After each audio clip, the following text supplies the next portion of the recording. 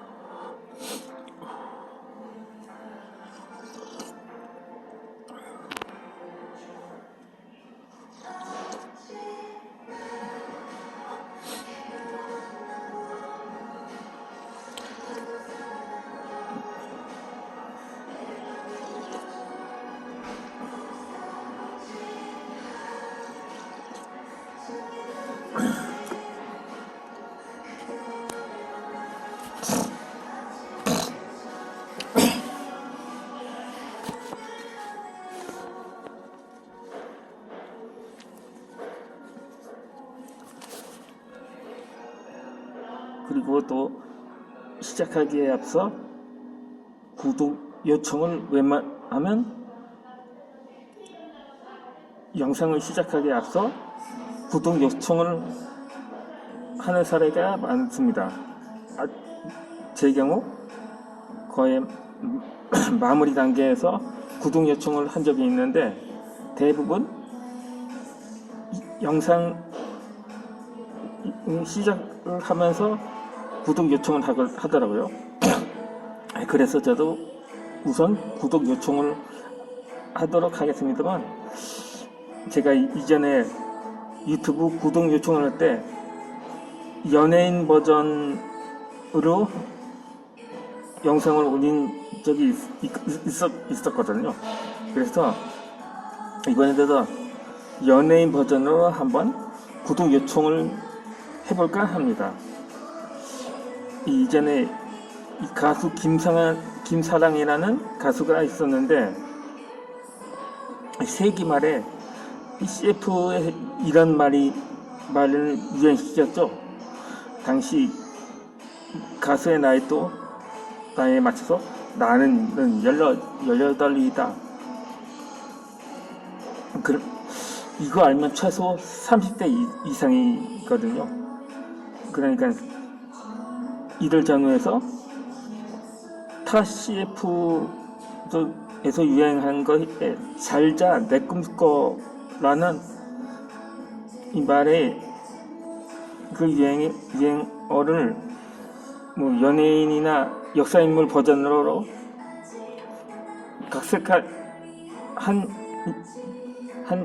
각색하기도 했었습니다. 이런 매체를 통해서. 그래서 저도 우선 구독 요청을 가수 김사랑 버전으로 한번 해보도록 하겠습니다. 구독 팍팍 눌러줘야 한다. 그럼 강의를 시작하도록 하겠습니다. 오늘 소개할 인물은 흔히 인류 역사상 가장 불행한 시대를 살았던 그 시기가 16세기 후반에서 17세기 초반 사이라고 합니다. 그때 태어나거나 당시를 살아가던 사람들인데, 그런데 당시에 역사적으로 업적을 적정케 남긴 인물도 당시에 존재했다는 사실입니다. 따라서 이번에 소개할 인물도 이 외직을 전전한 김상훈이라는 인물에 대해서 이야기를 해드리도록 하겠습니다. 제가 구독 요청을 하는 것으로 끝나면 동영상 제목을 자체를 바꿔야 하기 때문에 이거는 처음 구독 요청을 색다르게 한번 해보았는데 이전에도 영상이 중도에 끊어지는 경우가 많았거든요. 이번엔 다행히 끊어지진 않았습니다만 따라서 이어서 역사 강해를 시작하고자 합니다. 어쨌든 이 김상원은 1570년이니까 한양의 외가에서 태어났다고 하는데 대부분 10달을 전후해서 태어나는 게 다반사입니다만 이 김상원은 12살 만에 태어났다고 합니다. 거의 1년 만에 태어난 거죠. 그는 임진왜란이 마무리 단계에 들어가던 1596년도에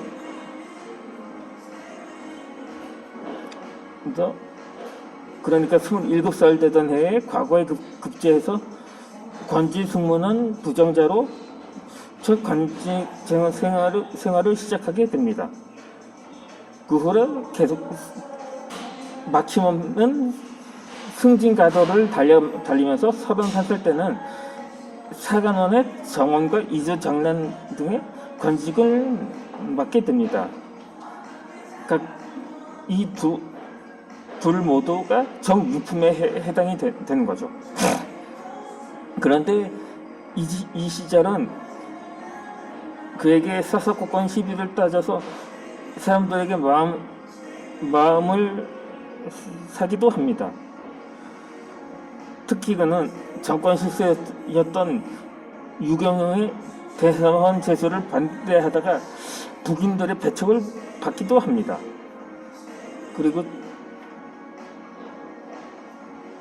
선조 34년 차인 1601년에는 그가 중앙조정을 떠나서 제주도의 안무 어사로 파견되었던 것도 그 이유였던 것입니다. 그러니까 이 안무 어사가 춤추는 어사라는 뜻은 아닐 것입니다. 그렇게 그는 제주도의 민심을 안정시키고 돌아오게 되는데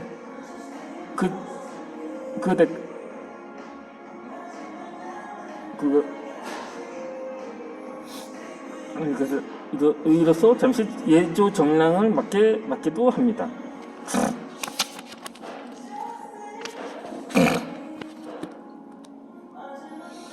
그렇지만 곧바로 한강도의 고산에 철범으로 발령을 받게 됩니다. 북인 집권기인 광해군 때에는 그때 선조 실력이 편찬되었는데 그때 김상원에 대해서 위인이 교만하고 망령되었다는 평가를 받게 됩니다. 이 반면에 서인 집권 때인 효종 집권기에는 선조 수정실록이 편찬이 되었는데 이 실록에는 김상원이 간직하고 유화하여서 세상의 존경을 받았다고 평가를 받기도 합니다. 누구나 평가가 엇갈리는 건 예나 지금이나 마찬가지였던 거죠. 그렇게 마찬가지로 두 실록의 엇갈린 평가가 보여주는 듯이 북인이 득세하던 기간에는 김상원이 그들 지경한 정치 공세 속에 외직을 전전하며 관직을 이어갈 수가 있었습니다. 그러니까 선조 38년 차인 1605년 때에는 한경도 경성도부 판관으로 파견되었다가 이듬해 파직되었고 36살 때도 개성복 경력에 임명되어 중앙조정에 자리를 붙이지 못하게 됩니다. 그에게 기회가 다시 찾아온 것은 광해군 제2 원년인 1608년 겨울이었는데, 당시 김상원의 39살의 나이로 문과에 급제해서 사조시 삼품에 임명이 됩니다.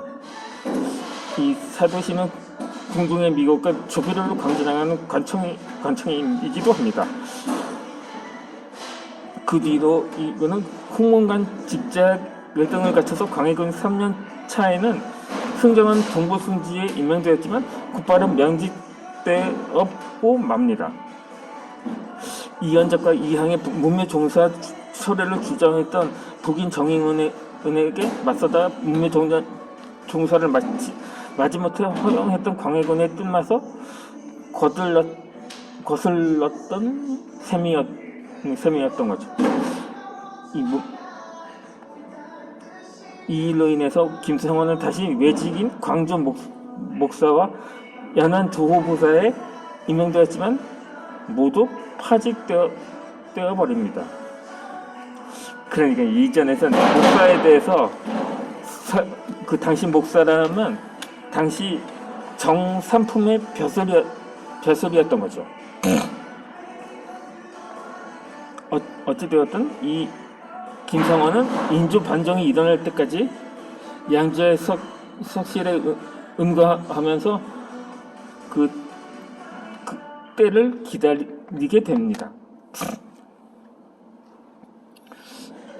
이 인조 반정 당시에 김상원은 상중이었기 때문에 무예에는 직접 관여하지 않았지만